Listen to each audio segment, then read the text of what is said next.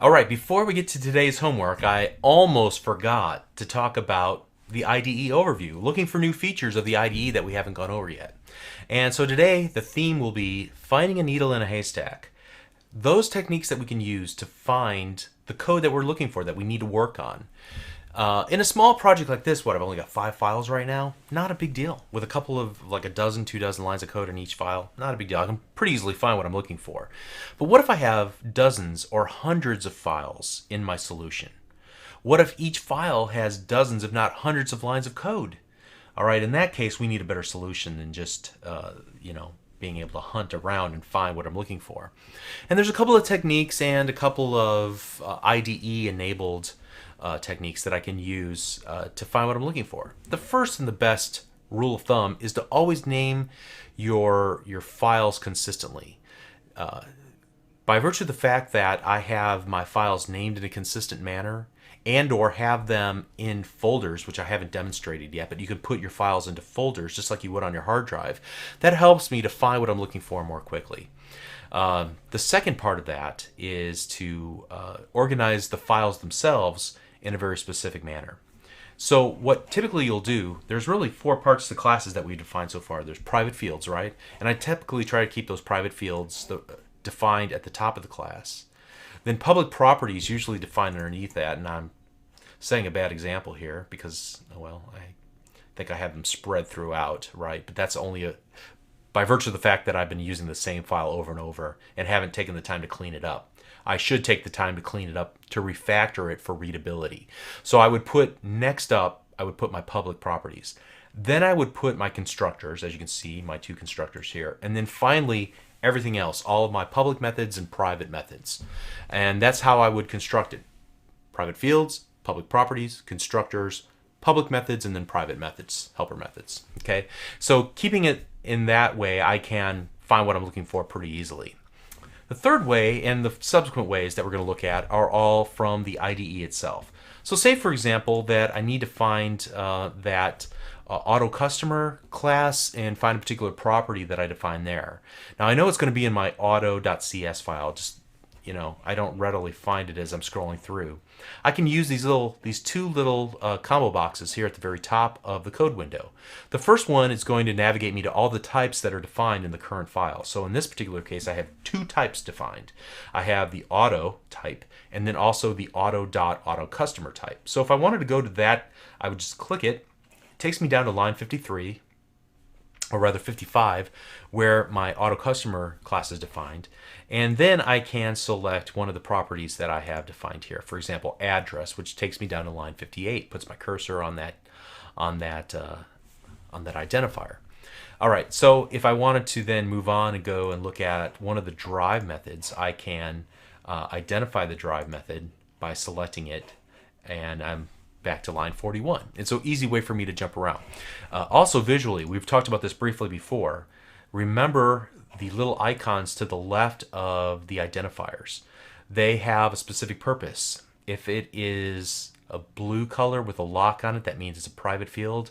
If it's a blue color without a lock on it, that means it's a public field. In this case, we do have a couple of public fields defined. If it is a little hand with a, on top of a property window, that is a property. It's a public property in this case because it doesn't have, a lock on it. You wouldn't usually have a private property. Could happen, I suppose. Then the pink blocks are methods, and you can see here we have the right line, which is a pink block with a lock on it, meaning private. Okay, so that's another way to quickly identify all the public and private methods and properties within a given class or type that you've defined. Okay, so that's one way to use the type or class and member navigation at the top of every tab, code tab.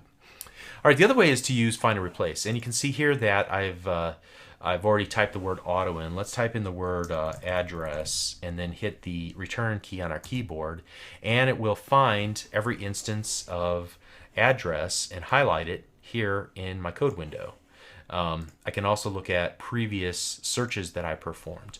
Or I can click this button and pop Find in Files, which will pop up a little dialog, and it's dockable, so I could put it here at the top and then use it to look in the entire solution for the word address. And I'm going to click the Find All button here. and it pops open this little find results window here at the bottom. Now things are starting to get a little crowded, so I'm going to unhinge that little window by using its little plus and minus. Okay. And here I can find all the places where the word auto is used, since that's what I currently was searching on. So I can look in, for example, truck.cs line 8. And I double click that and it brings me to, oh, I see, this was something that we were deriving from in the truck class. That's where the word auto was used. Let's pop that window back open one more time. And I can choose to look either in the entire solution or in the current document, so I can refine my search to just the tab that is currently visible. Or I can choose all open documents, anything that's been opened up in the tab areas. Or I can just say the current project or current solution. We haven't really talked much or seen an occasion to use multiple projects within a solution. We know it's possible, remember, from day one. We just haven't seen it yet. But that's a way to further, refine down the search to find exactly what we're looking for. Okay, find options. We can match case, match hold world, or we can use something called regular expressions, which allows us to use wildcards and regular expressions, which are little string-like query expressions that allow us to, in one fell swoop, query an entire list of things based on the criteria defined in that. Not really ready to talk about regular expressions. Kind of an advanced topic, although it's used throughout the computing world, both in the Mac, Linux, Windows, all of those environments. It's just a quick little scripting language, I guess you could say, that helps you pare down an entire list to find only those items that match the criteria expressed in this cryptic little language. Not ready to talk about that though. So those are some find options, and then result options. We can display only the file names, and then if we're going to do a find and replace, we can also have another option there with keep modified files after open. So let's look at the quick replace, which I use often when I want to rename a vast number of things. For example, I think this is going to be a huge change I'm about to make here, but I'm going to change from auto to automobile. I'm going to change in the entire solution. I think we're only going to match the case and match the entire word, and we're going to search up. So those are my find options, and then I'm going to click replace all, and it says 11 occurrences, and it kept the results in the find window because that's what I asked for. But let's go ahead and shut that down, and let's shut that window down, and now everything has been changed. Let's see if it actually worked. I'm going to try and rebuild the project, and the build succeeded. So it successfully changed auto to automobile in all of the classes throughout the entire solution. So a quick and easy way to refactor and rename all the identifiers within the application, or literal strings that you might have that you need to change, or you're looking for every instance of a particular word. So those are two ways to do it: find and replace. All right, another great application of the IDE is the go to definition. When you inherit code from somebody else who's been working on a project for a long time, it might be hundreds of files, hundreds of lines of code in each file. Daunting task to take over that code from somebody else. You need some strategies in place on how you're going to find definitions for things. Like, for example, this assembly robot. What in the world is that? I don't want to look through 100 files in the Solution Explorer, but I want to see what this is, because I know it's not a C# keyword. I need to find it in the context of or within these custom classes that were created. So I'm going to double click just to select that entire word. I'm going to right click on the word and select go to definition, or I can hit F12 on my keyboard. I'm going to hit go to definition, and now that takes me to the definition of the assembly robot class. Okay, pretty cool. So regardless of where it is in the Solution Explorer, I can pop up that window in the main area by right clicking and selecting go to definition. The same thing works with methods and properties as well. Let's find a good one here. Oh yeah, the truck.start method. I'm going to highlight start. I'm going to right click and select go to definition, and it pops open the truck.cs class, the start method. so I can find it easily. I use go to definition all the time, and you should too. It's a great way when you're looking at other people's code to figure out what's going on. And it's a great way to navigate through your own code when you've got a lot of files and mentally you're a little bit burned out and you just want to get there fast without having to navigate through the Solution Explorer. All right, the last one we're going to look at today, similar, find all references. So, let's see, what can we pick on here?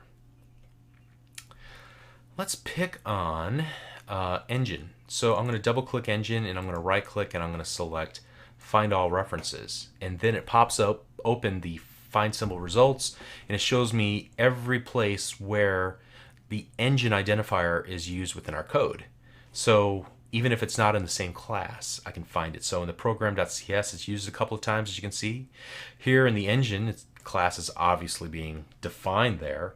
In the auto.cs class, you can see we have a property that points to it, or field, public field. And then also in the assembly.robot, I can double click that line within the find results window, and it will take me to that definition, line 15 of the assembly.robot.cs file. Okay, so that's how you find a needle in the haystack. That's how you navigate quickly through your code. You use those mechanisms, naming conventions, being consistent in where you put your code, using the class or type and member drop-down list box at the top of every code window. Use the find and replace dialog here in the toolbar. Or you can also go to edit, I believe, and click quick find, quick replace, right? The go to definition, right clicking on it and selecting go to definition, and then find all references like we just looked at a moment ago. All right, so that wraps up now today's lesson. Now the fun part, you get to exercise everything you've learned both today and throughout the previous days of your study, and build a pretty cool little application based on another UML diagram. Okay, we'll see you in the next video. Thank you.